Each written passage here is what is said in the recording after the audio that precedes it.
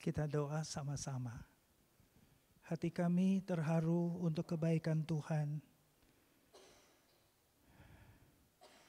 Kami diberikan satu kepekaan dan sensitif, juga kemampuan untuk membaca Tuhan, untuk mengalami Tuhan, untuk mengerti Tuhan, sehingga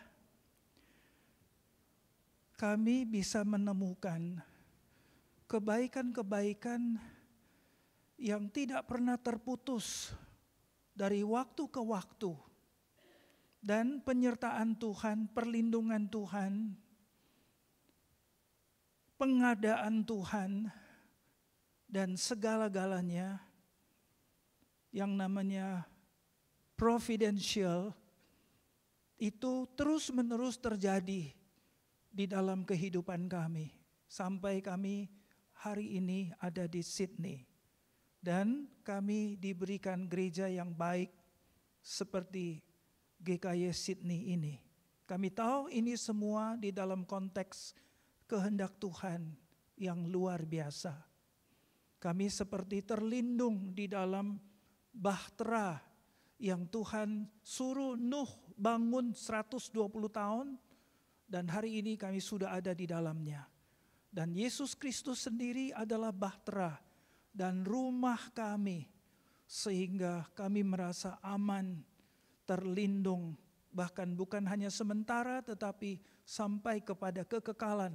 Sampai satu hari bahtera ini tiba di kerajaan surga.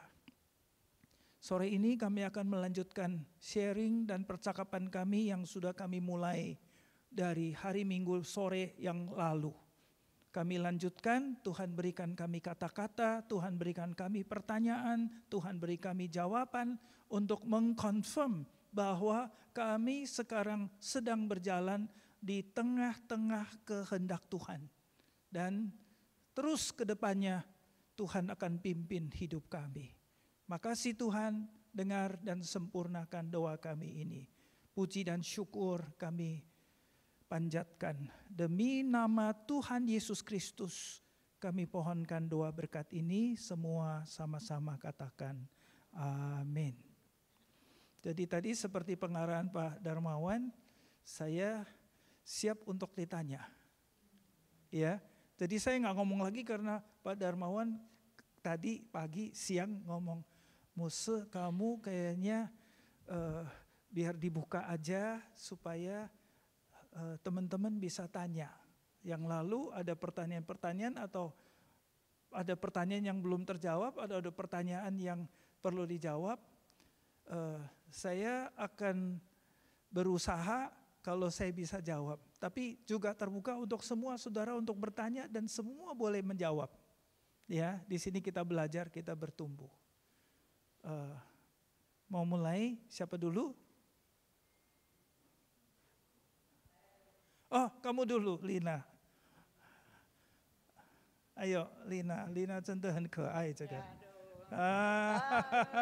Lina 很可爱，真的。来，Lina 你问吧。Oke, tadi pagi kan ngomong kalau orang udah bertobat kita dimerdekakan dan kita memang udah diselamatkan. Iya betul. Nah ada orang tuh waktu masa mudanya, mungkin masa universitasnya, SMA, SMP giat sekali sama Tuhan. Ya kan, ini banget. Tapi waktu udah masa kerjanya mungkin karena ada tekanan dunia, sikon apa lama-lama mundur. Nah, lama-lama mundur, bahkan ada yang meninggalkan gereja karena kekecewaan. Betul. Nah, kalau kayak begitu keselamatannya gimana? Masih terjamin? Maksudnya apa dia pas ujung mau matinya sebelum tenggo, dianya bertobat, Tuhan, sorry deh ya, dulu gua begitu sayang sama lu karena tekanan dunia. Karena apa, gue meninggalkan Tuhan, udah gitu mulai perbuatan licik, curang, etc. Banyak anak-anak Tuhan kayak begitu, mundur nih. Nah pas mau tenggo dia merasa bersalah. Kalau kayak begini masuk surga apa? Tergantung.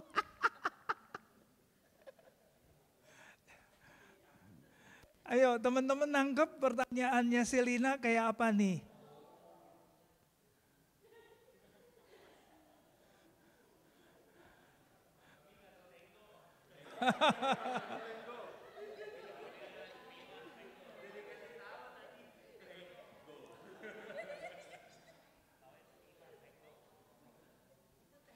Ya maksudnya di ujung kematian gitu loh.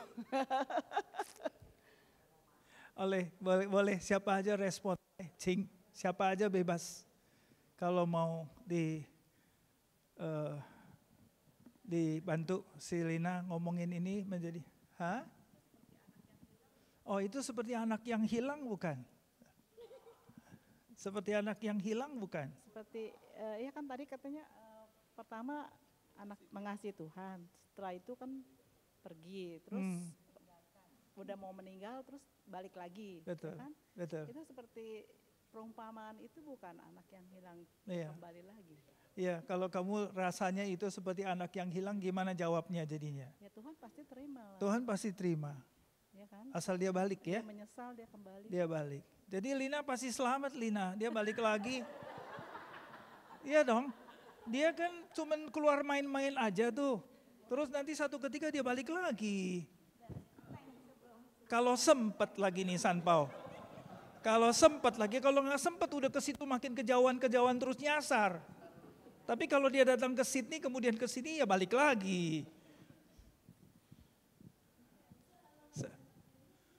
Kenapa? Hah? Kalau nggak sempat bagaimana? Kalau nggak keburu gimana? Hah? Oh, betul. Itu betul, yang 15 tadi. Iya, iya.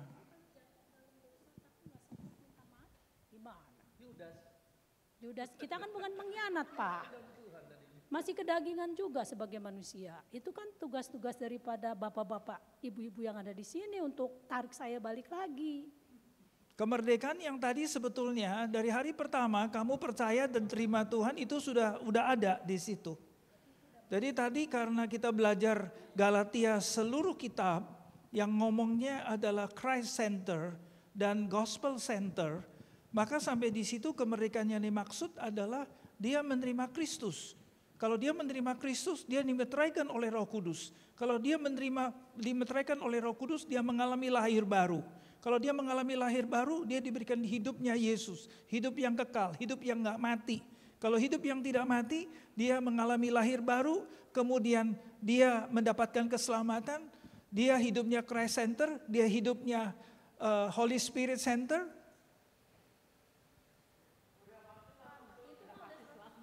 Udah nggak usah pergi ke sini ke situ lagi, udah di situ udah selamat dia.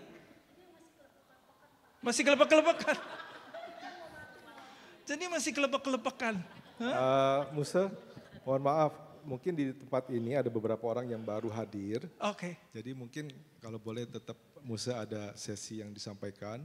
Nanti kemudian kita selanjutkan dengan tanya jawab. Nanti sesi dilanjutkan saya ngulang lagi. Gak apa-apa, sambil ngomongin seperti ini teman-teman nanti ngikut. Oke, baik, Ya. terima kasih. Ya. Jadi cari kehendak Tuhan atau mengerti kehendak Tuhan, saya lagi pikirin yang untuk kita jalannya benar. Yang pertama berhubungan sama Tuhannya. Karena kita udah jadi anak-anak Tuhan, jadi kembali kepada penciptaan. Tujuan Tuhan ciptain kita, tujuan Tuhan selamatin kita itu apa? Di situ waktu kita menemukan, dan itu juga bisa dari situ bertolak ketemu kehendak Tuhan. Jadi dari Tuhannya sendiri, terus dari keselamatan sendiri, terus dari kebenaran sendiri, terus dari kesucian Tuhan, terus dikaitkan dengan apa yang terjadi di dalam firman, di dalam sejarah, di dalam peristiwa yang terjadi semua. Minggu lalu kita udah nyentuh hal-hal yang sangat penting, yaitu sampai menyebutkan mengenai kuota. Pasal 11 ayat 25 ayat 26 Roma.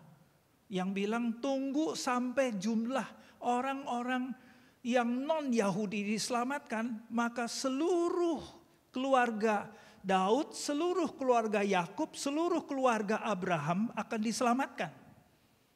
Jadi itu nyangkutnya lebar sekali, sepanjang sejarah semua. Terus kita hamba Tuhan, kita anak-anak Tuhan bagaimana fitting ke dalam rencana Tuhan, kehendak Tuhan yang gede masuk ke situ. Nah nanti yang kecil yang sehari-hari udah pasti keluar sendiri, nggak usah ditanya lagi. Jadi kalau tadi pertanyaan Lina dikaitkan sama yang minggu lalu kita ngomongin, itu anak Tuhan nyasar, terus mundur, terus tidak ingat Tuhan lagi. Saya punya keyakinan dari firman sendiri. Itu udah menjadi milik kepunyaan Tuhan. Dia adalah warga kerajaan surga. Dia hanya keluar-keluar sebentar tapi dia pasti pulang. Dia pasti balik. Dia pasti selamat karena memang dia sudah selamat. Dan sampai terakhir dia pasti pulang ke kandang. Dia gak akan nyasar kemana-mana Lina. Ya. Nomor 1 Lina sendiri dulu. Dia ngomong kayak gini karena mungkin ada teman-teman di sekitar atau teman-teman yang dekat yang dia tahu seperti ini. Jadi dia concern. Tapi kalau dia udah pernah yang pertama itu pasal 5 yang tadi pagi kita ngomongin ayat 12, 13, 14, 15 itu apply kepada orang itu yang betul-betul kita dipanggil untuk 我们蒙召是要的自由. Kalau itu kita dipanggil untuk mendapatkan kemerdekaan, itu udah terjadi pada seseorang, maka semuanya udah tercakup di situ, dia nggak bakalan hilang. Dia nggak bakalan hilang. Kalau keluar-keluar sebentar doang, pasti balik lagi. Karena dia udah di stem, dia udah menjadi milik kepunyaan Tuhan, dia nggak bakalan hilang. Dan kuasa yang lain tahu ini anaknya Tuhan. Kemana dia pergi, dia udah tahu ada seal, ada tanda, ini anaknya, orangnya Tuhan. Ini manusia Kristus. Gitu. Cuman dia punya kerohanian perlu dibangunkan lagi, dipulihkan kembali. Tapi dia udah anak Tuhan sekali, nggak pernah berubah, nggak akan hilang. Dan nanti Roh Kudus akan cari dia kembali. Dan hatinya karena sudah memang dia orang yang diselamatkan, jadi dia punya hidup baru, dia punya Roh Kristus di dalam, dia punya Roh Kudus di dalam. Roh Kudus dan Roh Kristus tidak akan membiarkan dia lepas seperti itu. Dia pasti kembali ke jalan yang benar. Mari Pak. Oh, oke. Baik. Nyambung ke sini ya. Nanti ada apa-apa ngomongin aja di tengah-tengah. Jadi sambil saya ngomongin, sambil kamu ngomongin, sambil nanti diomongin lagi. Jadi mau seperti ini juga boleh ya. Muse, apa di zaman sekarang masih boleh minta tanda untuk mengkonfirm kehendak Tuhan? Boleh. Kalau iya, tanda seperti apa yang kira-kira realistis? Kamu jawabnya apa?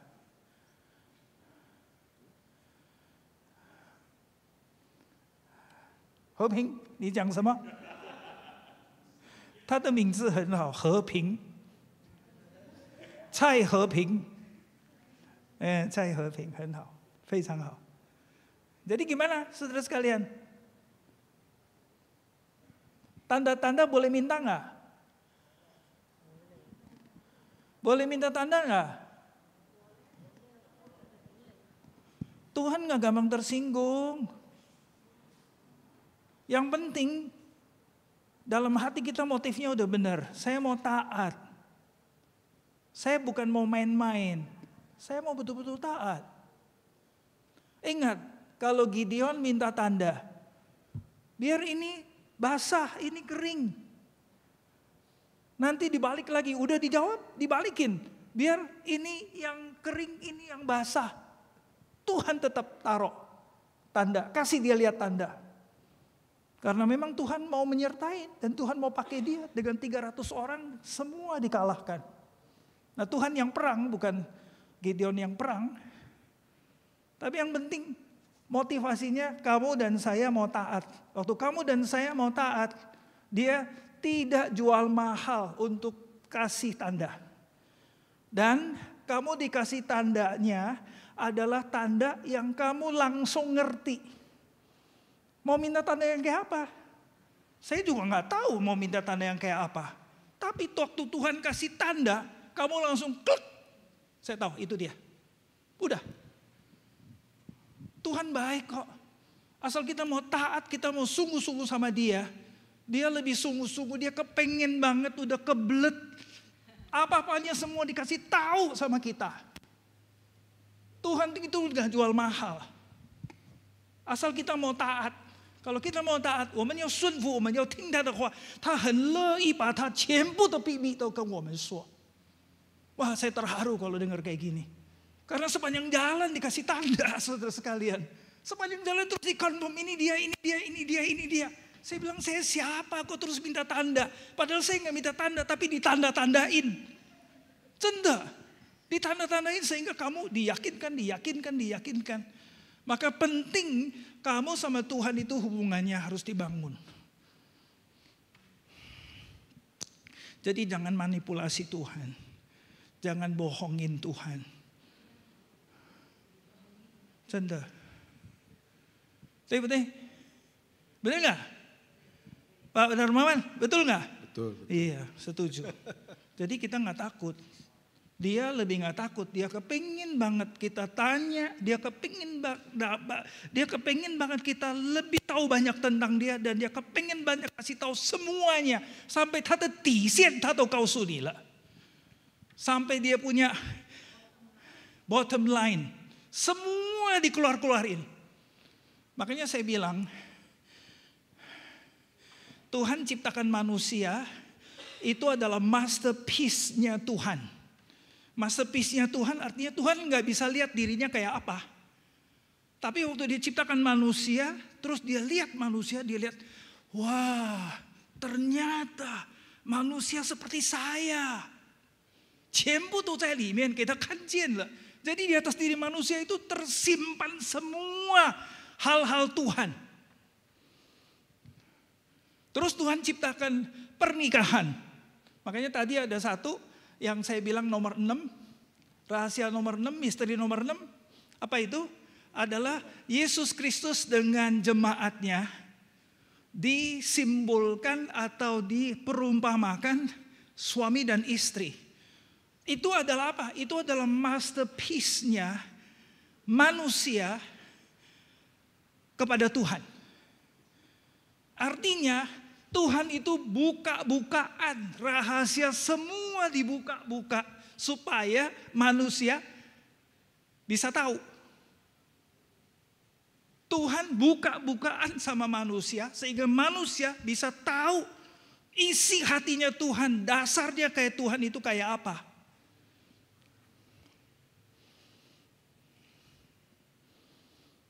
Jadi kita nggak takut.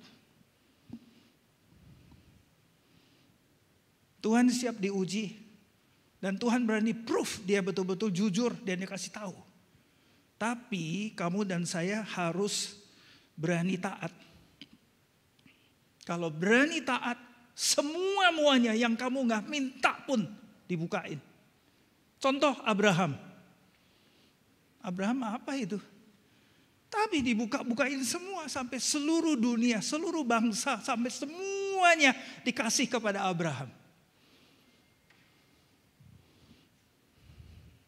Tuhan itu begitu generous, saudara sekalian. Jadi kalau udah punya Tuhan yang kayak gini, kamu mau cari kemana lagi? Udah di Sydney aja, gak usah pindah-pindah. Gak usah pikir mau ke Afrika, gak usah pikir mau ke mana-mana yang lain. Percaya deh, di Sydney udah paling baik. Ada yang rencana mau pindah dari Sydney?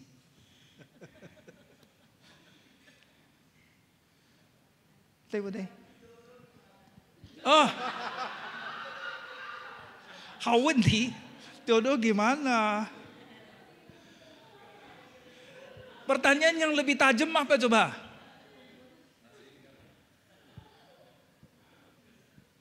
Lina mau nanya apa sebetulnya? Ayo coba nanya.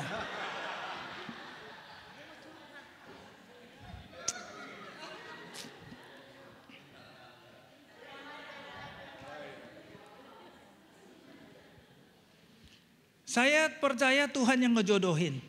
Saya yang percaya Tuhan yang sediain. Jadi kamu lihat ya, Adam diciptain.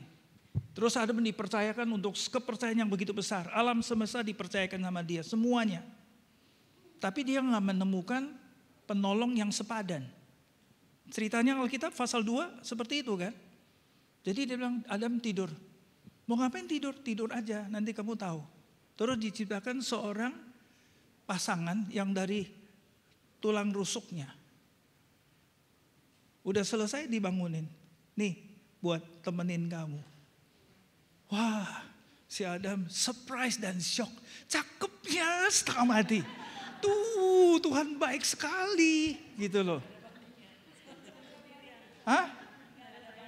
Iya memang betul gak ada bandingnya. Tapi kamu lihat ya, itu pasti si Hawa extraordinary. Bagus sekali. Sampai Adam itu terharu sampai nangis, saudara sekalian. Kita kalau lihat Tuhan itu begitu baik, kita terharunya sampai kok Tuhan bisa begitu baik gitu loh. Jadi diciptain terus, udah diberkatin. Ini semua kamu punya. Jadi saya tiap kali waktu bimbingan pranikah atau bahkan menuju ke pernikahan, saya minta satu konfirmasi. Saya bilang, kamu yakin gak kalau pasanganmu ini adalah dari Tuhan? Di dunia banyak putra yang lain, di dunia banyak putri yang lain. Tapi kenapa yang ini? Kenapa gak yang itu? Kenapa gak yang itu? Ada putra yang lain, yang handsome juga banyak. Kenapa gak yang ini, gak yang itu, gak yang ini? Tapi yang ini, kenapa? Itu karena Tuhan yang jodohin. Sehingga kamu diklik. Saya sering pakai klik ini karena saya kayaknya Tuhan sama saya sama Tuhan ada cocoknya klik gitu loh, tau gak? Jadi diklik begitu saya langsung ngerti. Saya bilang ini dia. Udah, saya udah gak nengok kanan, gak nengok kiri. Udah ini aja.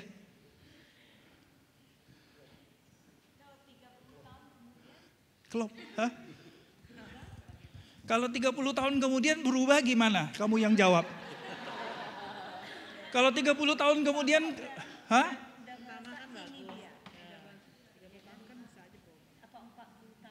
Atau 40 tahun, 30 tahun kurang 40 tahun. Kalau berubah gimana? Jawab. Hah? Oh pindah. 怎么办？如果改变了，你觉得怎么办呢？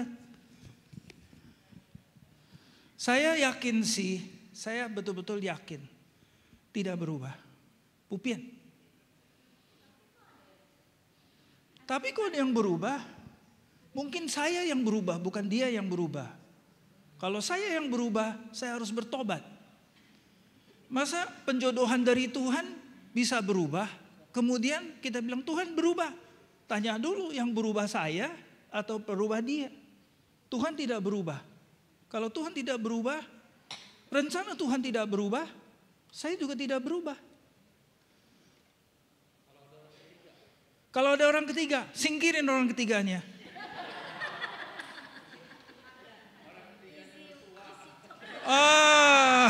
Kalau orang ketiganya, mertua pinter ini dia.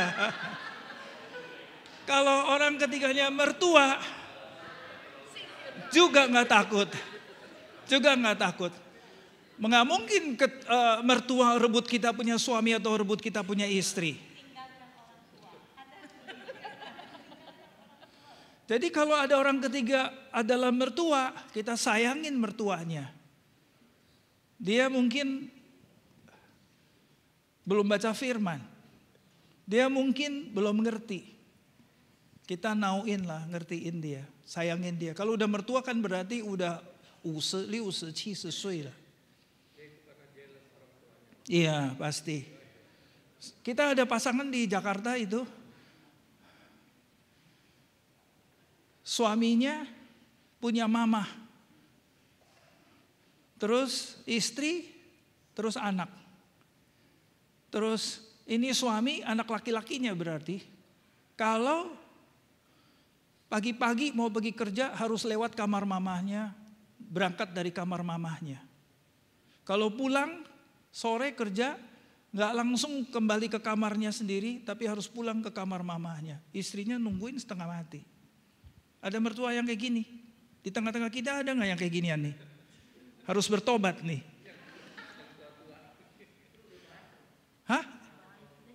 Kenapa?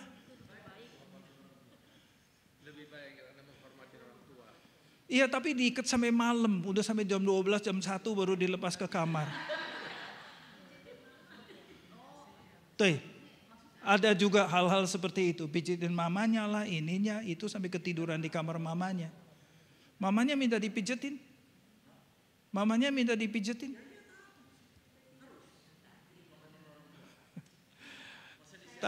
Takut kelebihan ya, takut kelebihan. Pencobaan ada di situ. Kan bisa ada suster, bisa ada yang lain-lain, kenapa harus dia? Dan dia ada istri, ada anak, ada keluarga. Berarti saya memang nggak rela anak saya nikah sama dia, karena udah ada motivasi. Jadi gimana? Iya, jadi gimana?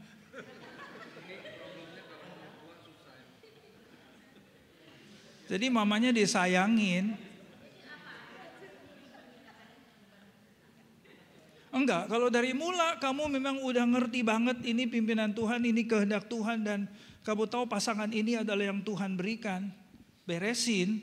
Karena ini kan kesalahan-kesalahan yang kita bisa hadapin. Terang-terangan ngomong sama mamanya, baik-baik. Ya itu akhirnya bercerai. Kan saya jadi kelimpungan kalau dia bercerai. Karena gak boleh bercerai. Hah? Gak boleh bercerai. Salah siapa? Salah sendiri, salah orang tua, salah apa udah. Ngerti? Iya. Tapi kan kamu udah nikah, kamu udah punya istri, udah punya anak, punya keluarga, kamu ada batas. Tetap Xiaojing gak akan diganggu oleh hubungan itu kok. Gak diganggu oleh hubungan. Jadi kamu pengertiannya Xiaojing itu sampai sejauh mana? Sampai pijet, sampai malam, sampai gak pulang ke rumah, terus-terusan nginep di situ pagi, petang, siang, dan malam. Terus istri gak dianggap, istri udah datang minta, udah panggil pendeta, udah ngomong, tapi tetap gak mau. Hah? Yo, 最后是这样. Jadi salah itu. Jadi itu salah. Salah. Gitu. Hah? Bukan kehendak Tuhan, dia melanggar kehendak Tuhan.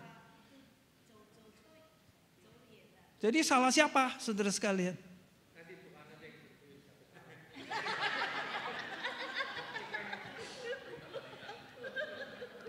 Saya setuju kalau nikah seperti yang Alkitab katakan, laki-laki bersatu dengan istrinya terus meninggalkan keluarganya, bangun keluarga sendiri. Sekalipun tendanya di pinggir tenda papa mamahnya, tapi ada satu tenda yang baru, yaitu tenda saya dengan istri saya dengan suami saya. Jadi nggak tinggal serumah. Karena itu memang firman. Kita belajar firman.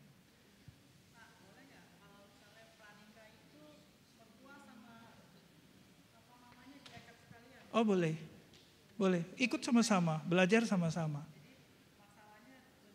Diomongin, di depan udah. Betul, betul. Jadi papa mamanya diajak untuk ikut di kelas. Jadi tadi usul dari Enzi ini di kelas pranikah, papa mama yang laki-laki, papa mama yang perempuan diajak duduk di kelas. Saya setuju. Saya juga ngomong sama papa mama orang tua, sama papa mama kedua mempelai. Gitu.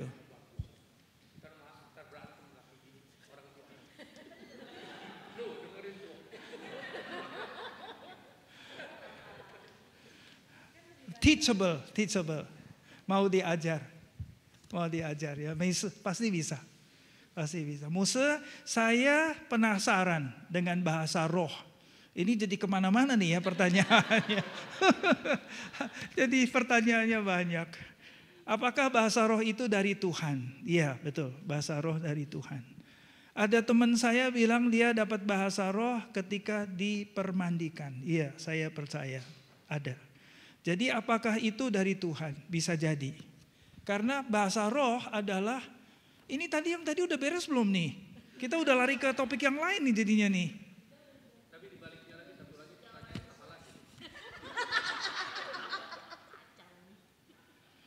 Mose, apakah kehendak Tuhan selalu berarti mengutamakan sesama dan kurang menguntungkan diri sendiri? Jadi mau yang mana dulu, mana dulu? Yang tadi sama yang ini mana dulu? Yang ini dulu. Ini kamu punya ya? Gak apa-apa, kita nanya aja langsung. Ya udah nanti balik ke sini karena ini temanya penting juga ya. Jadi apakah kehendak Tuhan selalu berarti mengutamakan sesama, kurang menguntungkan diri sendiri? Belum tentu juga. Belum tentu begitu. Bisa dua-duanya berjalan sekaligus. Tapi tetap kita tidak menonjol-nonjolkan kepentingan diri sendiri. Waktu kita tidak menonjol-nonjolkan kepentingan diri sendiri, tapi kepentingan orang lain, Tuhan nanti akan menonjolkan atau menjawab kepentingan kita. Waktu kita selfless, tidak ngomongin diri sendiri, Tuhan tahu banget, Tuhan sendiri kerjain yang kamu punya. Jadi gak usah bilang saya dulu, yang lain belakangan. Enggak, mari silakan. Dua-dua bisa jalan sekaligus. Atau mungkin diam-diam Tuhan duluin kamu, belakangan baru dia. Jadi waktu kamu betul-betul mau taat, Tuhan itu tidak kehilangan atau kekurangan bijaksana untuk mengatur, menyetel sedemikian rupa sehingga kena semuanya kalau itu benar. Atau bagaimana dia lakukannya sehingga dia juga, kamu juga. Itu cuman kamu dulu, saya belakangan, hitungan waktu atau urutan. Tapi yang paling penting Tuhan suka sama kamu berdua. Dan suka sama kamu karena kamu mengutamakan orang lain. Dan Tuhan merasa, duh kamu terlalu baik. Kamu terlalu baik. Karena kamu terlalu baik. Dia diam-diam udah ngerjain kamu punya dulu. Sehingga kamu kaget. Tuhan dia dulu, kenapa saya? Tapi Tuhan udah kasih kamu dulu. Coba. Ya udah, kamu hanya terharu. Tapi jangan sok-sokan terus bilang sama dia, tuh liatin, gue punya dulu, lu punya belakangan. Gak usah begitu, gak usah begitu. Tapi kita terharu dan menghargai. Tuhan ternyata dia gak tidur, dia tahu banget. Ini sambil ngomong saya mau pikir contoh-contohnya apa nih ya nanti coba kalau ketemu. Sekarang mendadak begini. Kira-kira gini ya, oke. Gak apa-apa, waktu kamu tanya, beranggapan itu pertanyaan saya. Mungkin kamu yang tulis, tapi kamu juga tahu ada pergumulan ini. Jadi belum tentu harus kamu punya. Sekalipun kamu tadi yang nulis dan dianggapnya seperti kamu punya, ya gak apa-apa. Sudah, gak apa-apa ya. Jadi kembali yang tadi, mana tuh yang tadi? Oke, ini ya, oke. Satu bahasa roh adalah salah satu karunia yang memang diberikan oleh Roh Kudus. Kamu ingat sekali waktu hari Pentakosta pasal 2 Kisah Para Rasul. Itu murid-murid diberikan kemampuan untuk mengucapkan bahasa 16 atau 17, saya hitung itu bahasanya. Untuk apa? Sebagai satu simbol Injil akan disebarluaskan di keluar Yahudi. Maka dari situ Injil terbuka disampaikan kepada orang-orang non-Yahudi. Itu poin yang paling utama. Jadi diberikan bahasa roh. Bahasa roh yang diberikan pengertian yang ada di dalam Kisah Para Rasul. Sepertinya kalau kita baca perikop dan konteksnya, itu bahasa yang saya mengerti. Jadi saya orang dari Jerman nih, dengar dia ngomong. Saya nih datang dari Swiss nih. Saya datang nih dari India, oke, dari India. Saya ngerti dia ngomongin apa, karena dia ngomong India, saudara sekalian. Padahal dia bukan orang India, padahal dia bukan orang Jerman, padahal dia bukan orang Belanda. Tapi kok dia bisa ngomong seketika, padahal dia bukan orang Vietnam. Tapi dia bisa ngomong. Nah itu Tuhan beri karunia bahasa roh, yang ternyata bahasa satu negara atau satu suku yang Tuhan punya rencana mau memberitakan Injil ke situ supaya diselamatkan. Itu satu.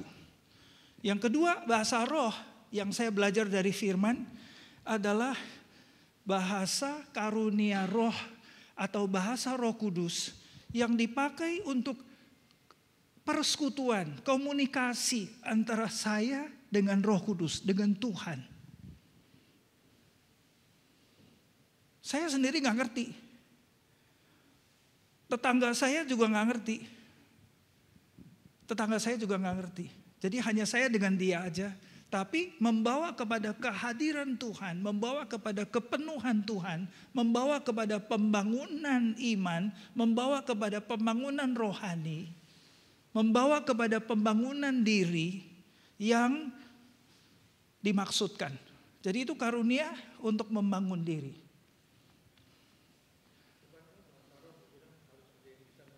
Nah itu yang ketiga. Kamu udah ingetin. Jadi yang satu lagi kalau di muka umum mau ngomong pakai bahasa roh, itu tadi kan dipakai di rumah, di kamar sendiri. Bahkan suami sama istri aja nggak bisa. Jadi kamu mesti sendiri. Kecuali suami dan istri dua-dua ada bahasa roh. Kalau enggak sendiri-sendiri. Nah yang satu lagi yang barusan kamu sebutin, yaitu waktu di depan begini nih. Tiba-tiba ada orang yang Tuhan mau sampaikan message melalui dia. Terus kemudian dia diberi bahasa roh. Nah pada waktu yang sama pasti di tetangganya Tuhan Roh Kudus sudah tunjukin. Dia pasti bisa terjemah. Jadi dia ngomong, diterjemahin. Dia ngomong apa? Seperti tadi saya ngomong diterjemahin sama dia. Cuman kamu terjemahannya terlalu cepat. Saya dilabrak terus jadi saya ngomongnya susah. Kamu mesti stop dulu, nggak boleh terus masuk. Saya gelebak-gelebek, saudara. Digituin sama kamu, saya jadi gelebak-gelebek tadi. Jadi banyak yang lupa, kamu tahu nggak Dorcas? Kamu tanggung resiko itu. 因为他一直强作进来，我还来不及讲，我都忘记了全部给他讲去了。我现在才讲，刚才我不讲。不过我刚才讲的。 哎呀, 好像我还没有讲完呢. Saya rasa tadi belum habis deh kayaknya. Kemana? Karena saya udah ingetin dia jangan nyerobot masuk. Di meja situ saya udah bilang sama dia. Saya ngomong dulu abisin, nanti kamu baru ngomong. Setelah itu nanti ngomong lagi. Kalau saya ngomongnya kepanjangan saya bisa balik pelan-pelan saya ulangin. Tapi dia nggak dengar saya punya permintaan dan nasihat. Terus masuk. Hah? Oh dia juga suka lupa. Jadi kita dua-dua nggak cocok ini, suka lupa, 他很会忘记了，所以呢他也怕忘记，所以他也怕忘记 ，Dorcas 也怕忘记。对，你的解释很好，所以这个事情就解决好了，没事哈，没事，下一次我们再操练。Jadi, hah? 没事。Saya ngomong sampai di mana tadi? Yang terjemah. Oh, terjemah. Saya ngomong apa? Harus diterjemahkan. Ada yang udah ditunjuki untuk terjemah. Oh, tuh. Itu ada yang udah dikasih Roh Kudus, pasti ada yang ditunjuk terjemah. Iya. Itu dilanjut. Iya, udah. Itu jawabannya semua. Jadi udah begitu. Jadi kalau Tuhan kasih itu karunia khusus. Saya nggak bisa sekolah. Saya nggak bisa bilang, saya mau sekolah sama kamu les pribadi. Itu kayaknya nggak bisa. Itu harus karunia yang diberi dan Roh Kudus yang berinisiatif. Pasal 12 ayat 7 kalau nggak salah, ya ayat 7. Roh Kudus dengan 自己所愿的给他所要给的人， Roh Kudus dengan kehendaknya sendiri memberikan kepada orang yang dia mau berikan. Waktu dia sebutin karunia-karunia Roh Kudus, salah satu karunia bahasa roh itu diberikan menurut kehendak Roh Kudus kepada orang yang dia pilih, yang dia mau. Jadi kalau saya dipilih, saya dikasih, ya udah bersyukur. Tapi kalau udah dikasih untuk membangun, bukan untuk pamer-pamer, untuk sok-sokan. Bilang loh, saya lebih satu tingkat, kamu kelas kambing, saya kelas high class. Enggak begitu. Malah di urutannya Paulus itu bagian yang terakhir. Gimana? Sekarang pertanyaannya adalah orang yang menerima karunia itu, apakah ada satu kriteria khusus? Apakah orang itu harus orang yang rohaninya lebih? Baik. Iya, tentu ada kriterianya. Dan Roh Kudus yang tentuin kriterianya. Roh Kudus yang tentuin. Tapi nomor satu ya, saya rasa setuju, dia harus hidup suci. Karena Roh Kudus dia dasarnya kudus. Kalau saya garong, penculik, pembohong, pendusta, saya nggak percaya kalau saya dapat itu. Mungkin roh yang lain. Saya khawatir roh yang lain. Kalau saya punya kehidupan ambrul-adur nggak keruan macam-macam, terus saya dapat karunia Roh Kudus, terus saya ngomong-ngomong, nanti kamu gini, nanti kamu begini. Setan itu.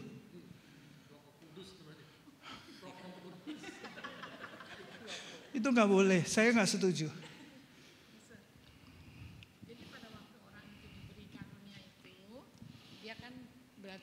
Hidup suci. Lalu setelah itu, setelah dia menerima karunia itu, dia jatuh lagi dalam dosa. Bertobat. Iya, tapi maksud saya karunianya itu diambil, ditarik dari orang itu, atau masih tetap ada di dalam orang itu? Iya, saya setuju. Jadi kalau dia tidak menjaga diri hidup suci, menghargai karunia yang diberikan oleh Roh Kudus bisa narik diri. Karena Roh Kudus waktu memberikan karunia itu, kalau kamu pelajari arti katanya, itu artinya Roh Kudus berikan dirinya sendiri kepada kamu. Jadi dia yang memenuhi kamu di dalam ekspresi bahasa roh. Jadi kalau saya hidupnya berantakan dosa, bohong dan sebagainya, Roh Kudus gak betah, gak bisa tinggal di dalam diri saya. Berarti roh yang bukan Roh Kudus. Jadi roh yang lain. Tapi mungkin pernyataannya mirip-mirip sama. Nah kita berani pastikan. Dia pasti bukan Roh Kudus. Diukur dari dia punya buah, dari dia punya kehidupan.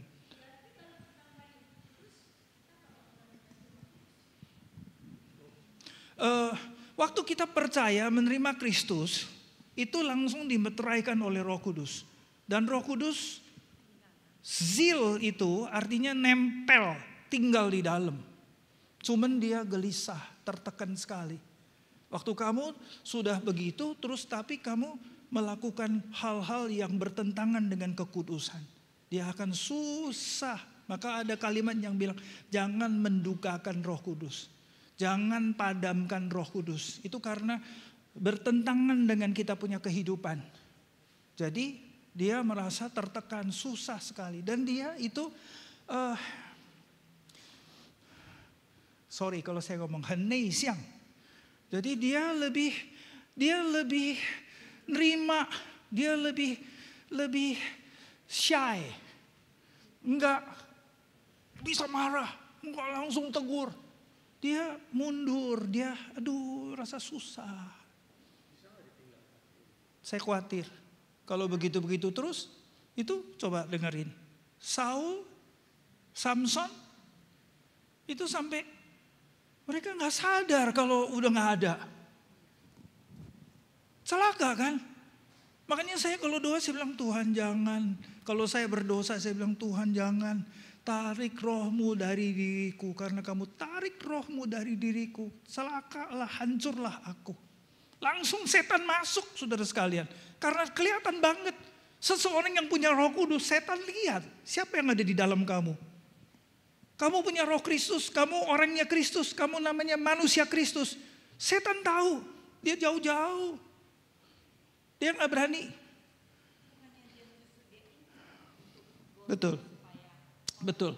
Dia incar, setuju. Betul.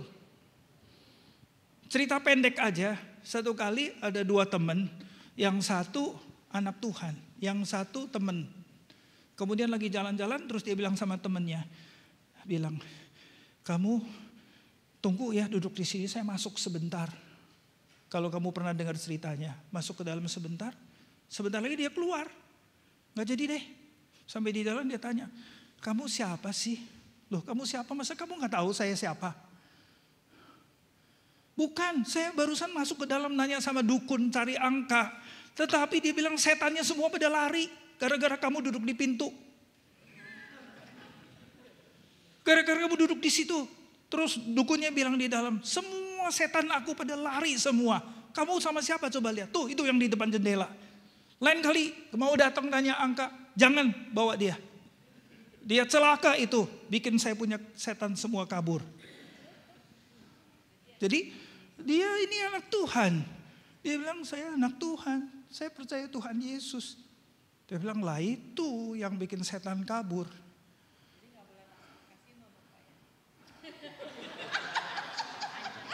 Jadi ini ibu nambahin, gak boleh masuk kasino. Kamu akan bikin rusak kasino. Semua setan di kasino lari. Saya kira benar juga. Tapi kita anak Tuhan gak masuk-masuk ke tempat itu lagi.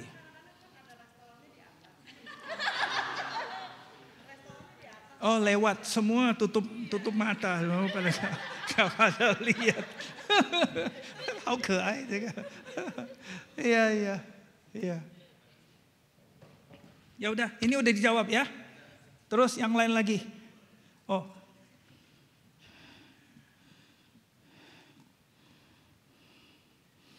Apakah rencana kedaulatan Tuhan ini jadi tanya jawab nih, nggak ngomong kehendak Tuhan nih ya. Semua jadi apa-apa aja yang mau ditanya ya. Ya udah, bebas deh. Kamu mau nanya apa aja silakan.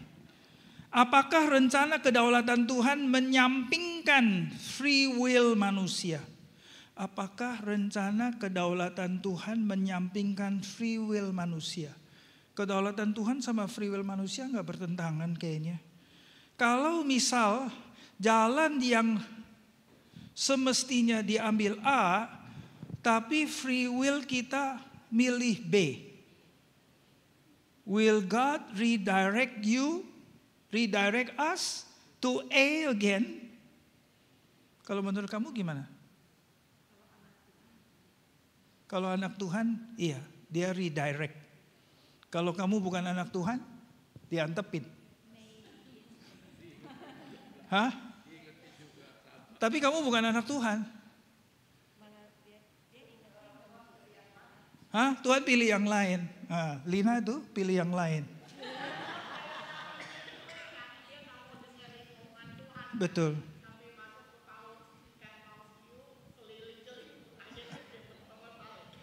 Itu dia contohnya, liatin. Jadi dia ngomong bukan gak ada alasan. Rencana Tuhan begini, tapi dia sengaja pilih yang kayak gini. Jadi Tuhan kasih ikan paus untuk dia dimakan ikan paus, terus disemburin kembali di pinggir Niniwe. Itu namanya redirect. Udah terjawab ya, udah terjawab, redirect. Saya setuju. Nah, seorang anak Tuhan, waktu dia memilih, waktu dia tidak tahu memilih, waktu dia salah memilih, dia doa bisa begini, ya Tuhan, saya mau taat. Kalau salah, diarahkan kembali. Saya tarik kembali. Tuhan kasih tanda, Tuhan kasih petunjuk, saya siap taat. Tuhan pimpin, Tuhan campur tangan. Tapi kalau seperti tadi Yunus, dia tetap sayang. Dia sayang sama Yunus. Dia redirect dia. Bahwa dia kasih ikan, dari perut ikan lepasin lagi di kota Niniwe. Suruh dia terusin. Sekalipun dia marah-marah, gara-gara pohon dia marah-marah, gara-gara ular dia marah-marah, gara-gara ini kutu dan sebagainya, dia redirect dan atur. Dan seharusnya saya yang kalau seperti Yunus, saya terharu, saya nangis. Saya bilang Tuhan, saya udah gak mau, tapi kamu masih sabar, masih mau. Terus lihat orang Niniwe yang begitu, ternyata kamu memang rencananya mau selamatkan, bukan mau binasakan. Ya saya harus terharu dong. Masa saya marah-marah, minta mati. Berarti saya dendam pribadi. Kamu pernah gak punya pikiran gini, biar dia mati aja gak usah selamat. Kalau dia ke surga, gue lebih baik ke neraka. Awas saudara sekalian, kalimat yang seperti itu awas. Jangan sekali-sekali diomongin. Jangan. Kita mojokin Tuhan.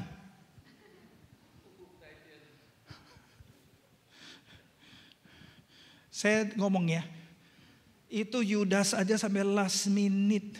Tuhan masih pegangin kakinya. Tuhan masih pegangin bajunya. Tuhan masih pegangin ekornya. Supaya dia balik. Tapi Yudas itu udah keranjingan apa saya gak tahu. 30 keping perak apa artinya dibandingin. Tapi dia lakukan juga. Pikirannya udah keliru banget. Tapi Tuhan masih sayang sama dia.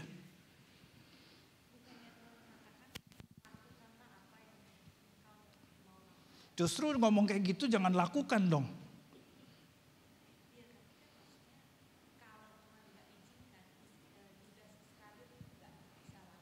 Tapi kembali tadi ngomong free will. Jadi Tuhan gak bikin robot.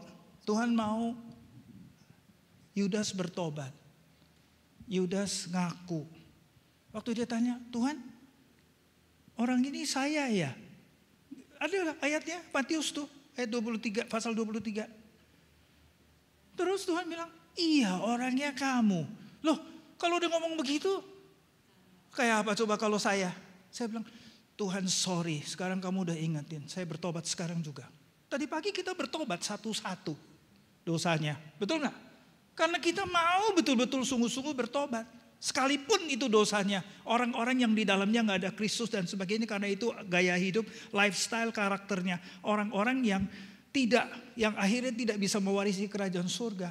Tapi tetap waktu kita ketemu dengan hal seperti ini. Saya tetap merasa itu bagian dari hidup saya. Karena saya masih hidup di dalam darah dan daging. Maka saya harus bertobat apapun. Saya sangat takut waktu saya dengar ada hamba Tuhan, ada orang Kristen yang salah, yang jatuh. Saya gak berani ngomongin. Saya pulang, saya doa. Saya bilang Tuhan si A itu kalau bisa begitu, saya juga bisa, bahkan mungkin lebih parah dari dia. Saya bisa enggak karena saya tidak di spot itu. Saya bisa enggak karena tanganmu yang kelihatan terus melindungi, menggiring, menjaga supaya saya gak sampai ke situ. Coba kalau saya dilepas ke situ, udah jauh-jauh hari. Pasang saya seperti si Yusuf ketemu sama Potifar. Habis saya saudara sekalian. Iya betul. Saya udah ngomongin yang begini-begini, dia sengaja dituding-tuding sekalian. Dasar ini si Dorcas. Saya udah sengaja ngomongnya giring-giring ke situ supaya gak terlalu ini. Jadi saudara sekalian, saya berpendapat Tuhan itu sayang, kita kagum. Terus dijagain. Jadi untuk teman-teman atau siapa itu yang salah-salah, mungkin Tuhan udah jaga-jagain. Tapi dia gak mau. Dia bilang udah tanganmu jangan ikut-ikut pokoknya, jangan ikut-ikut. Terus-terusan begitu ya terakhir dia terpeleset. Saya cuman bilang Tuhan sangat baik. Dia pelihara kita-kita ini. Coba kalau gak dipelihara Tuhan. Kalau gak diprotek sama Tuhan. Kita udah dicaplok habis-habisan.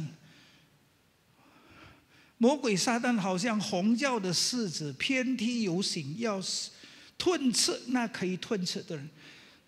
Si setan itu seperti singa yang meraung-raung, mau mencari mangsanya, mau ditelan kita. Tapi pemeliharaan Tuhan lebih daripada segalanya. Setan, singa, siapa aja gak mempan. Karena pemeliharaan Tuhan selapis demi selapis dan selapis. Yohanes pasal 10, dia bilang di tangan Bapa, di dalam Yesus Kristus, di dalam Roh Kudus, 3 lapis. Mana kalau nggak dijagain kayak gitu, kita udah jatuh jauh-jauh hari. Udah? Tadi udah ya? Ada satu lagi, Musa. Ini ya? Ya, itu dia.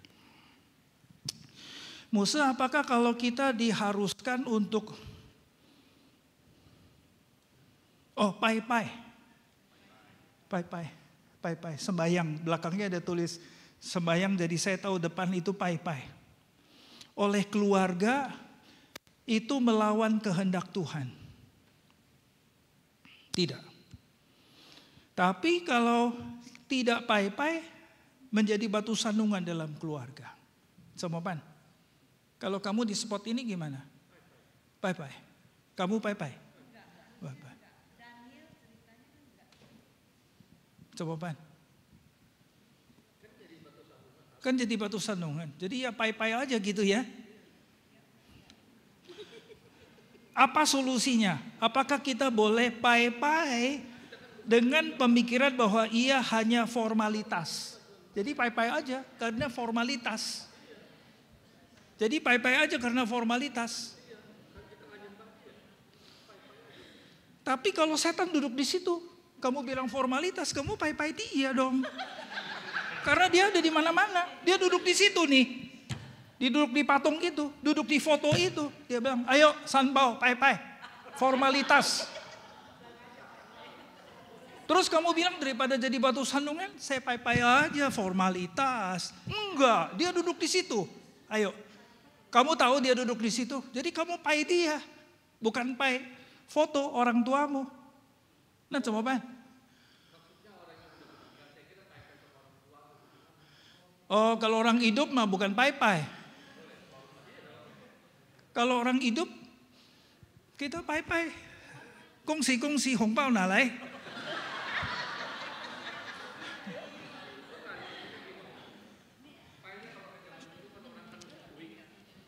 Ya, itu tradisi atau itu kebudayaan orang tua.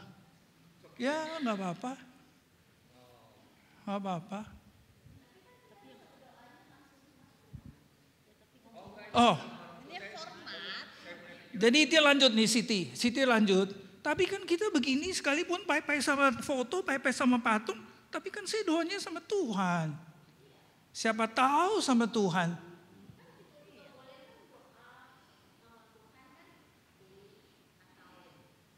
Itu dalam konteks kalau nggak suruh pai-pai. Betul, pai-pai pakai hio, pai-pai di depan orang mati, pai-pai di depan foto, pai-pai di depan kuburan.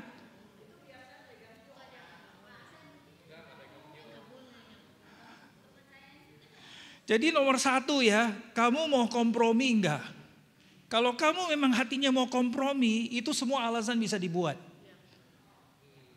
Kamu bisa bilang, sekalipun saya pai-pai di sini, sama orang mati, sama kuburan, sama patung, sama apa. Tapi hati saya sama Tuhan, Tuhan tahu saya lagi doa sama Tuhan. Enggak, saya enggak kompromi. Karena siapa yang tahu? Saya sama Tuhan enggak ada yang tahu. Tapi yang kelihatan, saya pendeta David Juni, masa pai-pai di depan kuburan, pai-pai di depan foto, pai-pai di depan orang mati. Pai-pai di depan patung.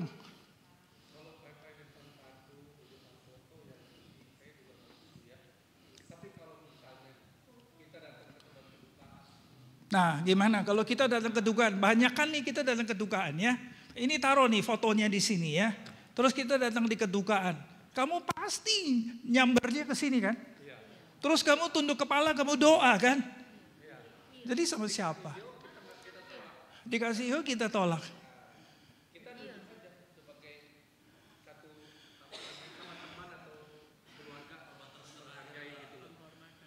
Iya, jadi kamu ke depan sini Pak. Kamu berdoa sama ini nih.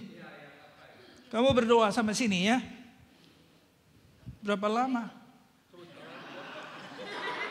Terus ditanya, kok lama bener nih?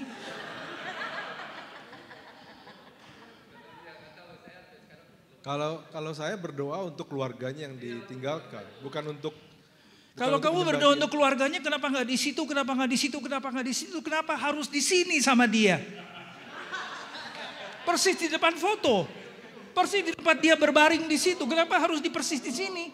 Kalau mau berdoa untuk keluarga, ya ke situ aja, ke sini aja waktu dia duduk.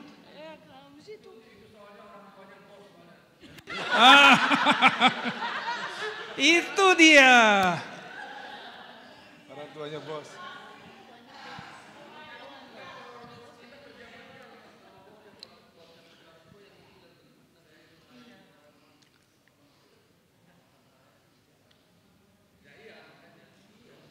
Jalan keluar. Solusi, way out ya.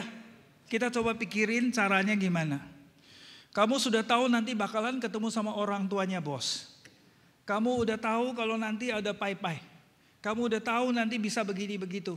Kamu harus persiapan, bukan mendadak. Jadi kamu pergi ke toko bunga. Kamu beli satu vas bunga, satu pot bunga yang bagus. Kamu terang-terangan bilang sama kamu punya bos. Saya orang Kristen, saya tidak pai-pai. Tapi ini sebagai tanda saya ikut berduka dan saya menghargai. Saya bawa, terus saya taruh di sini.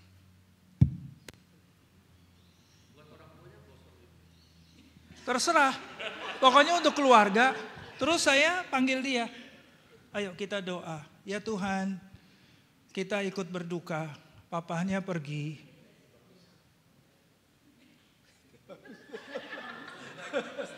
Jadi saya udah pakai bunga, saya taruh di sini, terus saya ajak dia doa. Saya tidak jarang pergi ke tempat kedukaan, saya datang. Di sini kan petinya nih berbaring kelihatan di sini. Saya pegangin keluarganya. Saya bilangin firman, terus saya doa sama mereka. Orang Kristen gak orang Kristen, waktu kamu datang bilang kamu mau doain, dia juga mau. Supaya dia juga mau percaya. Tapi kamu doa bukan buat yang berbaring di situ loh. Terus kamu bilang, biar dia diterima di sisi Bapa. Saya nggak berani doa kayak gitu karena saya tahu dia nggak beriman, dia nggak percaya. Saya doa biar Tuhan kuatkan keluarganya, beri iman percaya kepada Tuhan Yesus. Saya dengan tidak menyebut-nyebut ini dia.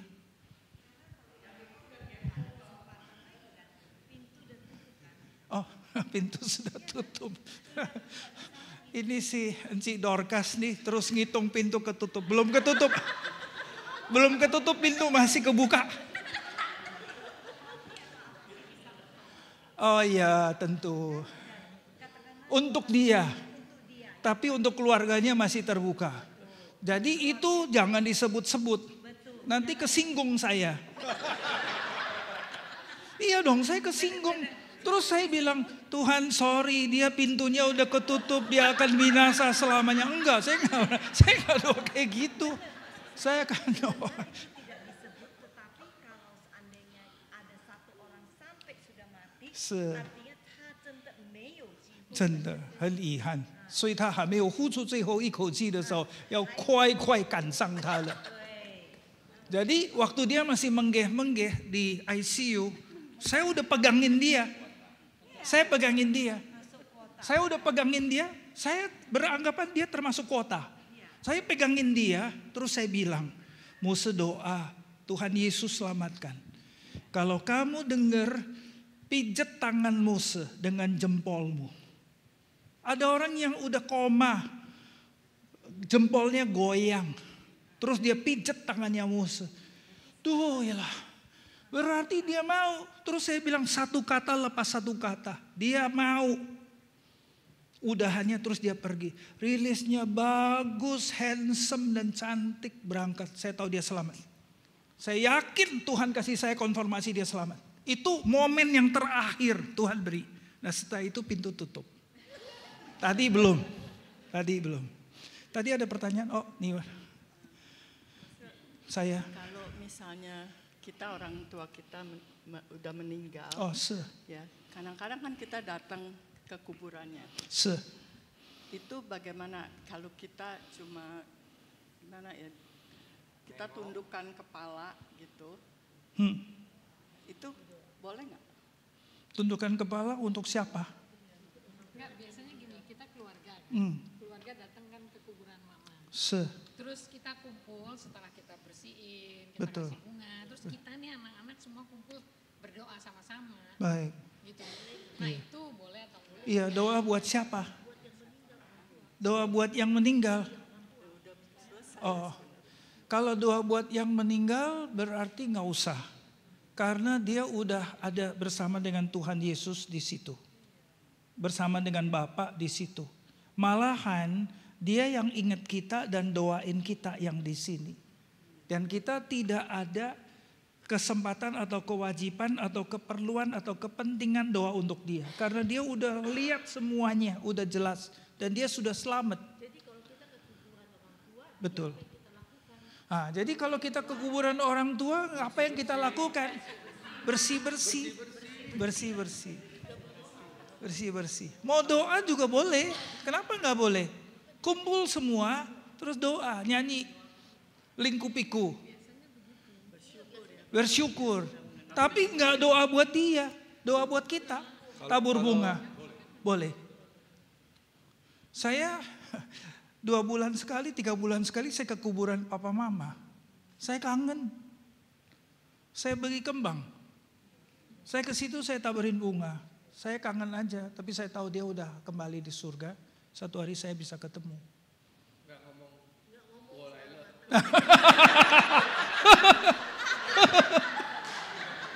Setuju, Pak. Kalau berarti walaila saya masuk ke dalam, Pak. Kalau bilang walaila saya datang berarti saya ikut nyemplung ke dalam. Apalagi kalau disautin Huaning nih, kamu celaka deh.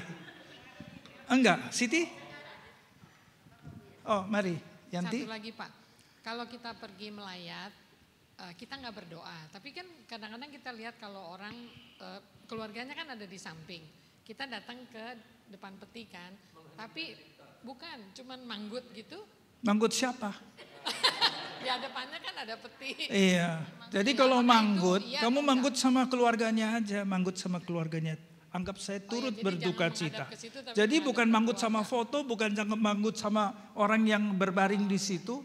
Tapi manggutnya kamu harus betul-betul arahnya jelas. Jadi jangan nanti orang anggap ke sini atau ke sini atau ke sini. Jadi betul-betul arahnya kepada keluarga, ya. Waktu kamu nyatakan saya turut berduka cita, saya juga anak kehilangan orang tua sedih bukan main. Saya ikut berduka cita, Pak. Bahkan kamu ngomongin. Atau kamu bilang saya turut berduka cita. Kepada keluarga. Atau kamu jabatan tangan, aku turut berduka cita. Apa aja yang kamu lakukan tapi kepada keluarga, wakil keluarga dan kamu ucapkan kata-kata itu. Nggak diam-diam. Menghinaan cipta di mana? Kamu bisa nyasar-nyasar nanti menghinakan cipta. Karena menghinakan cipta itu vakum loh, kamu ngerti nggak? Terus isinya apa menghinakan cipta? Oh, kalau hari pahlawan menghinakan cipta. Siti? Saya mau nanya, nah kalau gitu pemberkatan orang meninggal bagaimana? Pemberkatan orang meninggal gimana? Pemberkatan orang meninggal gimana? Siti tanya. Pemberkatan orang meninggal gimana? Rasanya kita nggak ada pemberkatan orang meninggal. Dibawa ke gereja sebagai satu kesaksian. Sebagai kesaksian iman.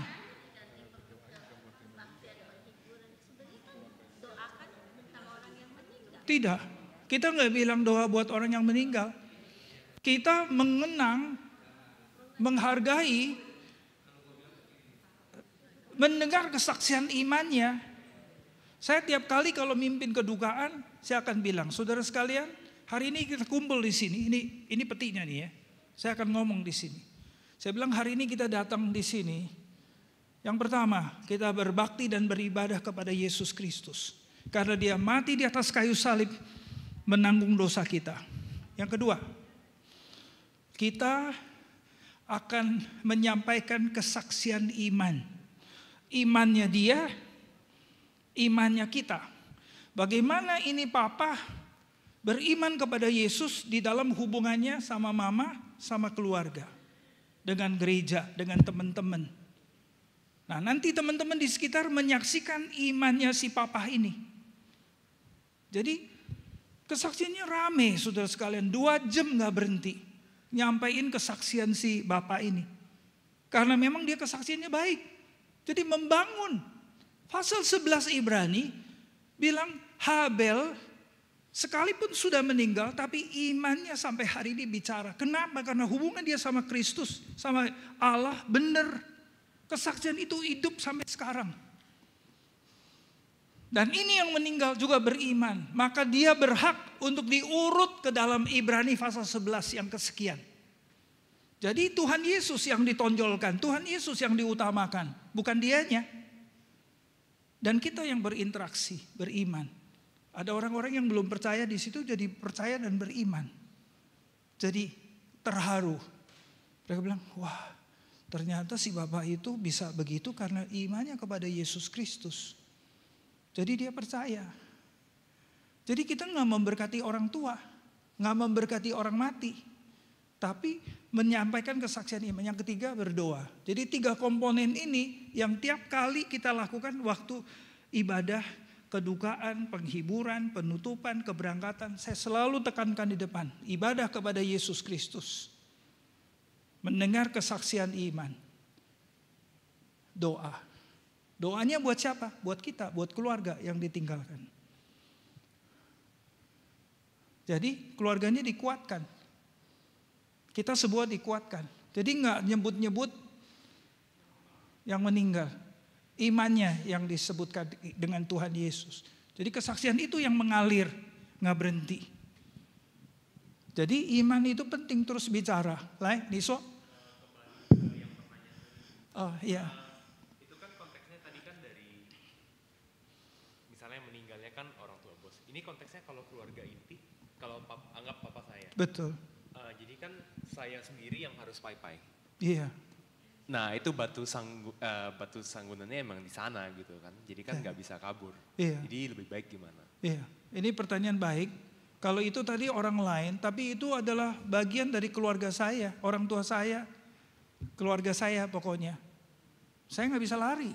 Saya harus berhadapan dengan ini berhari-hari. Semua man? Hah? Iya. Kalau menurut kamu gimana? Kamu ada solusi? Coba. Aku yang ngelaluin. Kamu yang ngelaluin. Betul. Papaku. Iya, kamu yang ngelaluin terus kamu udah dapat solusi. Aku pai-pai, tapi kamu pai-pai. Iya. Tapi kosong karena hati kamu sama Tuhan. Iya. Iya, itu ya udah terjadi. Udah terjadi. Oke. Sampai sekarang nggak ada beban sih. Sampai sekarang? Nggak ada beban sih. Nggak ada beban. Nggak jadi beban. Nggak jadi beban. Artinya nggak jadi beban? Karena menyesal gitu atau gimana gitu. Oh, oke. Jadi kayak ya udah lewat. Sekarang bagi aku nggak ada apa-apanya gitu loh. Nggak ada apa, nggak ada apa-apanya. Nggak ada gangguan apa-apa, nggak ada tanggung jawab apa-apa, nggak ada rasa gimana-gimananya. Pokoknya ya udah biasa-biasa aja. Ya bingung sih sampai sekarang. Oh, bingung. Makanya ya gimana gitu loh. Gimana gitu ya. Soalnya aku nggak tahu itu salah atau benar kan. Jadi mau bilang aku terbebani, jadi belum ada aku jawaban. Itu benar. Belum ada jawaban. Iya, gitu. Ya udah. Jadi gimana? Hah? Iya saya tahu. Saya tanya kembali, mungkin dia udah ada solusinya. Jadi dia sharing sama kita karena dia orang yang persis mengalamin. Iya. Betul. Nah teman-teman udah dengar begini, kalau kamu secara objektif dengar nih ada teman kita di sini yang keluarganya begitu, gimana kita punya suggestion, gimana kita punya solusi sesuai dengan firman. Niso.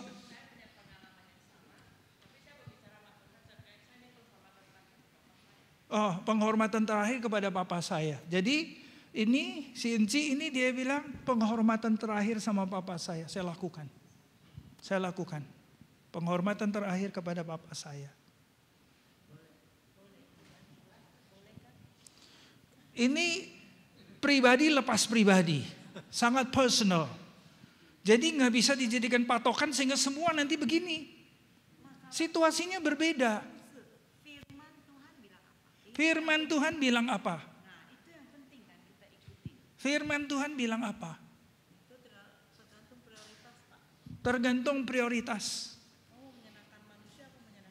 Kamu menyenangkan manusia atau menyenangkan Tuhan. Tapi tadi bilang adalah itu penghormatan terakhir kepada papa saya.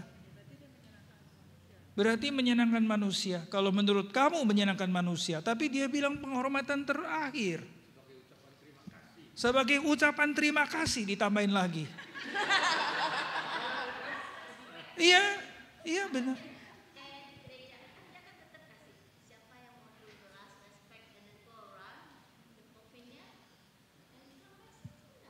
Siapa yang mau ikut menyatakan duka cita boleh keliling. Viewing terakhir. Viewing terakhir. Itu semua juga boleh. Bukan hanya dia aja. Itu semua orang waktu datang viewing. Ngelihat doang, gak doa. Siapa tahu? Kamu tahu. Ini solusinya gimana dulu nih? Solusinya gimana dulu? Jangan nyasar-nyasar kemana-mana. Tapi ini personal. Ayo, kamu share. Ini saya share sih. Ini kejadian memang di rumah saya. Dan pertama kali papa itu semua rumah tangga itu bokap nyokap itu Buddha. Sebenarnya papa itu ateis karena dia kan dari Tiongkok gitu. Jadi pas pertama kali itu cici saya yang paling gede, kita itu di kuburan. Jadi masih sapu-sapu, masih lipat-lipat itu masih gituan. Kertas. Akhirnya langsung waktu cici saya yang paling gede itu bilang, "Pai, kita nggak di rumah nggak ada apa-apa ya, tapi orang tua itu masih di respect, itu rumah punya." Akhirnya cici saya langsung duduk karena kita punya itu gede ya. Cici saya yang paling gede, dia yang pertama kali diselamatkan jadi Kristen. Langsung dia bawa ya, adik 2 termasuk saya. Saya baru umur 5 tahun. Kita pergi ke gereja. Jadi kita 3 ini udah diselamatkan sebenarnya. Tapi waktu itu saya nggak tahu. Hanya cici saya dia duduk di samping di batu gitu. Langsung papa saya itu maki-maki. "Kenapa lu ya? Pai suruh papa nggak mau pai." Dia nggak mau. Tetap saya rasa itu adalah pekerjaan Tuhan. Dia itu di Roh Kudus bekerja, jadi dia seperti menantang. Itu lewat ya, akhirnya udah lewat, tetapi Tuhan udah bekerja sebenarnya sejauh itu. Saya nggak tahu, saya masih kecil, umur 8 kan. Setelah itu, papa itu meninggal, accident. Chomu ada datang untuk doain. Sama. Tuh. Wah. Ni ingkar cerita, mama lah. Jadi udah itu langsung kematiannya itu accident. Jadi ini mama itu masih gantung-gantung, belum percaya. Koko saya itu ke kelenteng, yang 3 ke gereja. Tapi hebatnya itu pas papa saya meninggal itu jadi Kristen semuanya. Jadi pasti tetap mesti ada yang menantang. Menantang itu bukannya menantang orang tua, dia itu mengikuti Tuhan.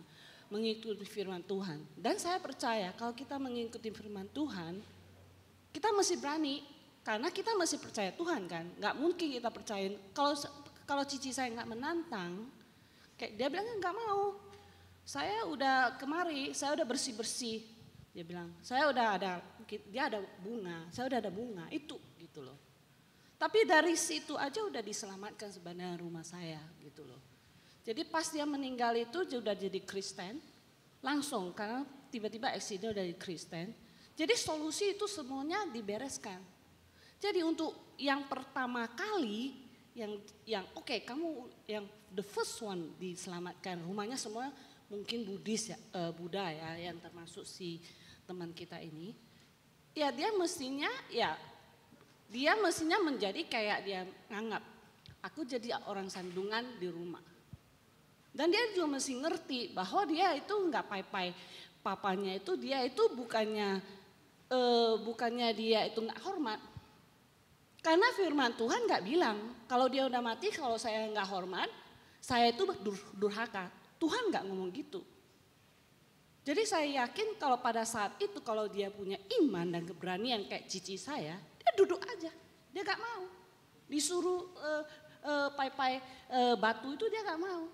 Dia di samping, dia duduk. Mungkin dia di samping, dia duduk, dia boleh berdoa kan. Jadi setelah itu gak ada lagi. Langsung smooth semua. Nah jadi saya rasa ya kamu mesti berani. Karena kalau kita mau mengikut Tuhan, kita banyak tantangan. Pasti kita mesti nantang kan kadang-kadang. Udah, sisi inilah. Sisi ini. Saya kira ini satu kesaksian. Soalnya dia berani. Ganti saya, apakah saya berani? Coba kamu tanya.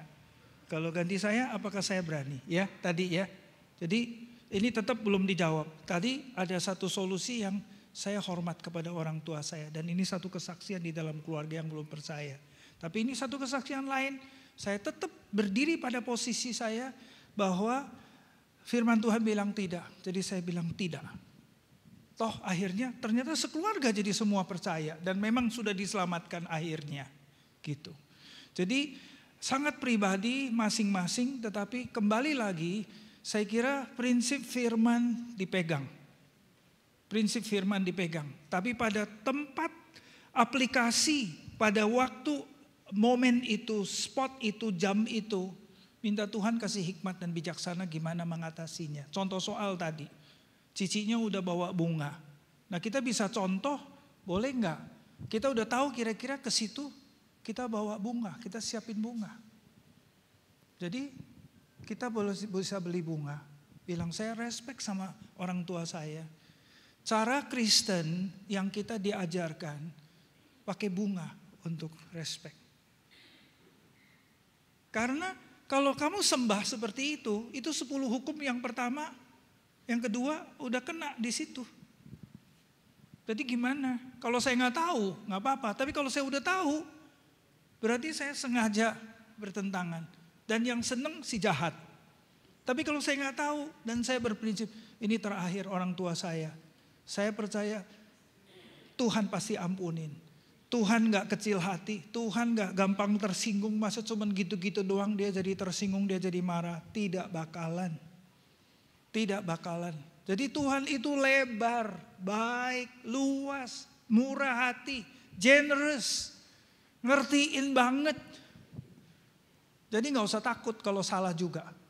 Kalau salah juga gak usah takut. Bukan begitu juga. Kalimat itu saya gak ngomong loh ya, itu yang ngomong kamu.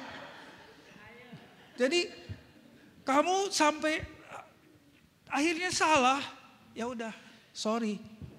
Tapi Tuhan nggak hitung-hitungan. Dia udah mati di salib. Saya boleh kasih pendapat kalau dari kedua kesaksian yang ada ini, jadi ada kebenaran yang dipegang. Jadi lebih baik menjadi batu sandungan daripada melanggar kebenaran itu kalau menurut saya. Begini, waktu itu ya kita nggak banyak pikir ke situ Pak. Ini mau jadi batu sandungan atau pegang firman atau apa. Itu situasi setempat yang begitu susah untuk kita ambil keputusan. Timbul pikiran, ini terakhir orang tua saya penghormatan. Udah itu aja. Nah Tuhan tahu kamu lakukan itu, Tuhan nggak apa-apa, Tuhan respect. Kamu sayang orang tua, kamu hormat kepada orang tua. Saya ngerti. Kamu ngerti maksud saya. Ketimbang kamu ributin di situ, ini mau kesaksian atau mau batu sandungan atau mau pegang firman terus ribut dari situ. Panggil Tomuse datang, coba lihat dia mau bilang apa. Wah. Ini dia nih yang bikin saya susah nih. Dia bilang kalau Tomuse ada di situ, Tomuse bikin apa coba? Emang susah-susah pertanyaan. Saya juga sama, lihat situasi. Lihat situasi. Ada hamba Tuhan yang setuju. Jadi panggil semua majelis. Ayo, Icikong, All Cikong, ada hamba Tuhan yang begitu. San Cikong. Itu hormat orang tua, hormat sesepuh, cangpe. Saya enggak begitu. Kalau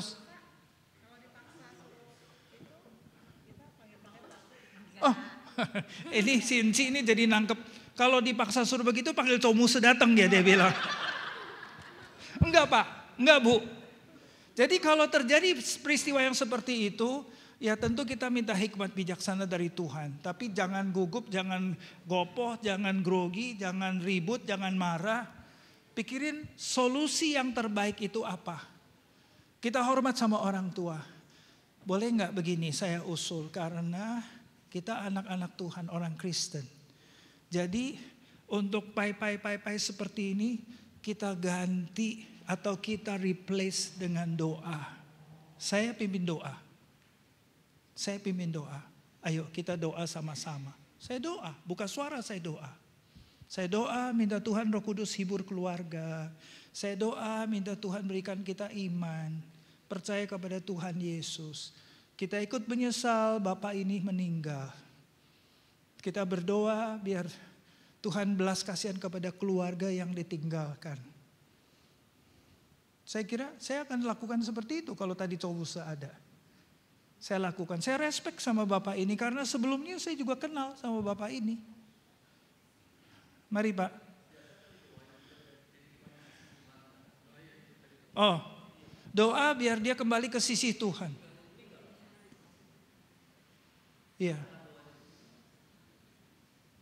Enggak, tadi nggak dibilang. Itu Muslim. Maksudnya Pak An bagaimana Pak?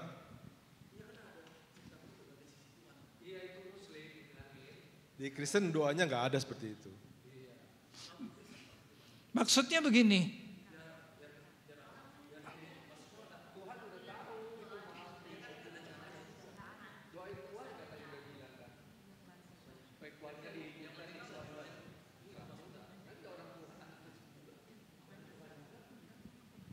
Jadi kita ya juga nggak bisa karena kita udah nggak kenal, terus juga nggak tahu, terus kemudian kita klaim, bilang dia pasti diselamatkan, dia sudah kembali ke sisinya Tuhan yang Maha Esa, supaya enak sama enak semuanya.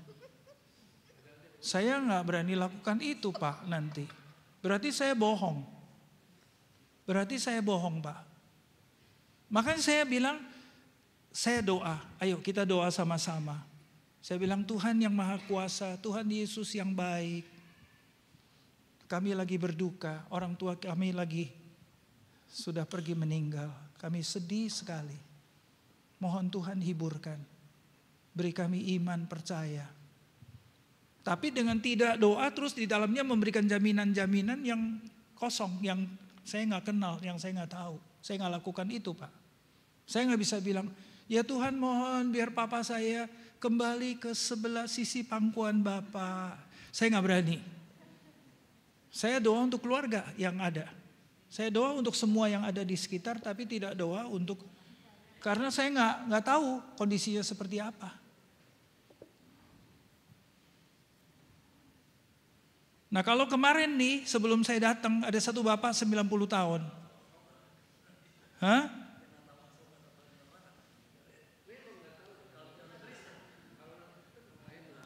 Kalau orang Kristen tahu Pak, apalagi kalau orang Kristen, saya kepingin ada kesempatan kontak pribadi.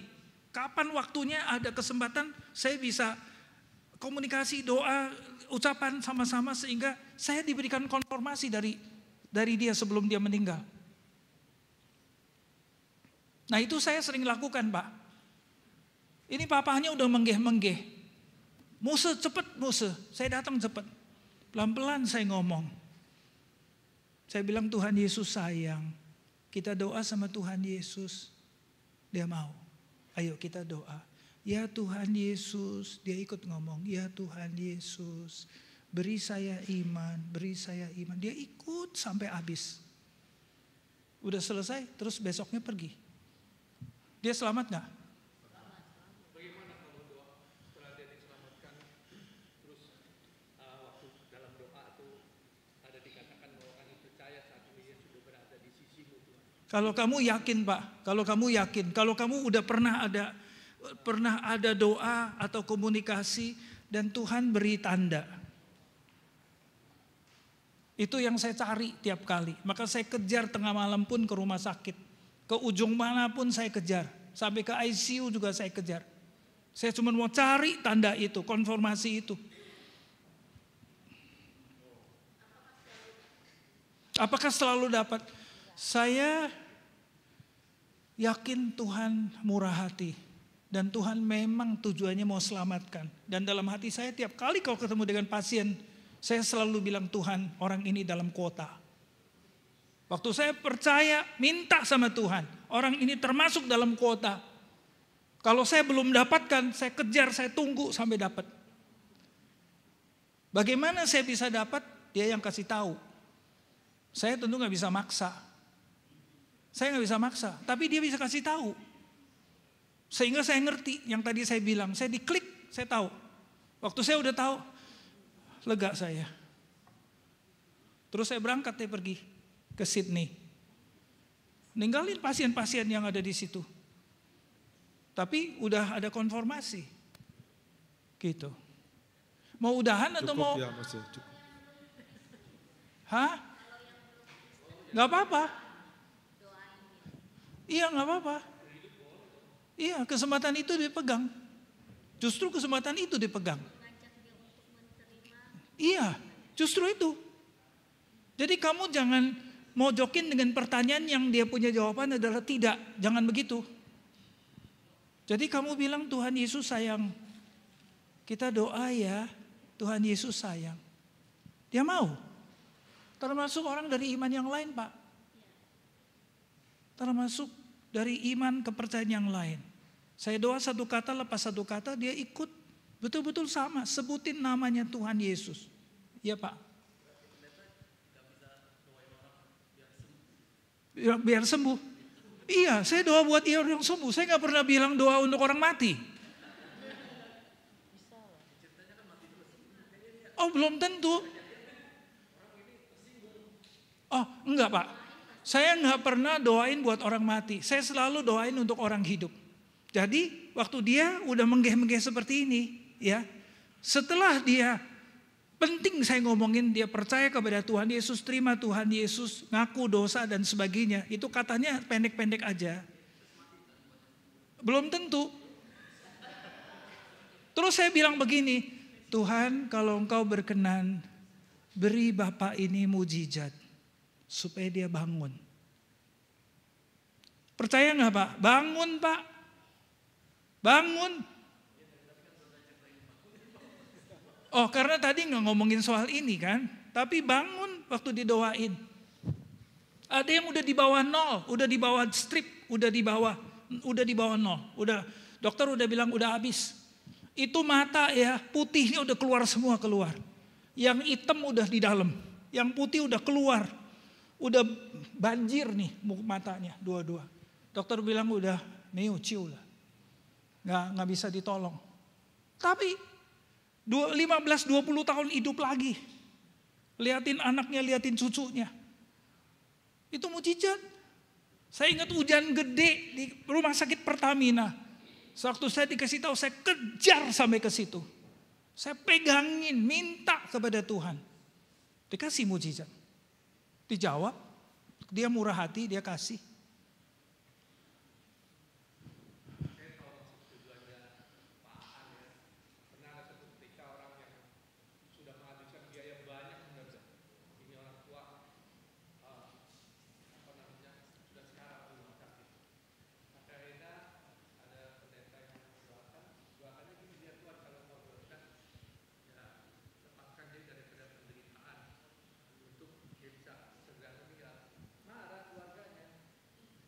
Nah, jadi Pak Aan ya, saya dalam hal ini tidak pernah mau gitu.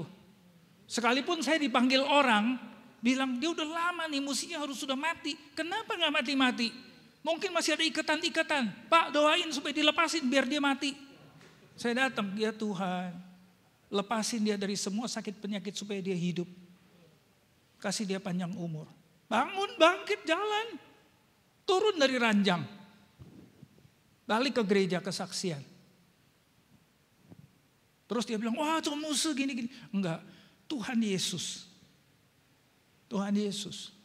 Jadi enggak apa-apa Pak. Cuman saya enggak pernah doain satu orang sakit yang minta mati. Tidak pernah, satu kali pun. Karena saya percaya kalau disentuh oleh Yesus dan Yesus mau dia hidup, dia bisa hidup. Jadi saya hanya doa seperti itu, minta mujizat, udah selesai. Nanti kelak akhirnya dia meninggal, ya udah saya terpaksa dengan berat percaya dia sudah diselamatkan, yaitu Tuhan bawa dia pulang ke Firdaus. Lebih daripada yang kita harapkan. Daripada dia tetap hidup tapi cuma ceuren. Ceuren itu apa? Manusia pohon. Vegetable, ceuren. Mungkin udah waktunya kali Musa. Baik, silakan Pak. Baik, terima kasih teman-teman. Kita udah lewat dari waktu yang ditetapkan. Terima kasih Cho Musa untuk kesempatan kita.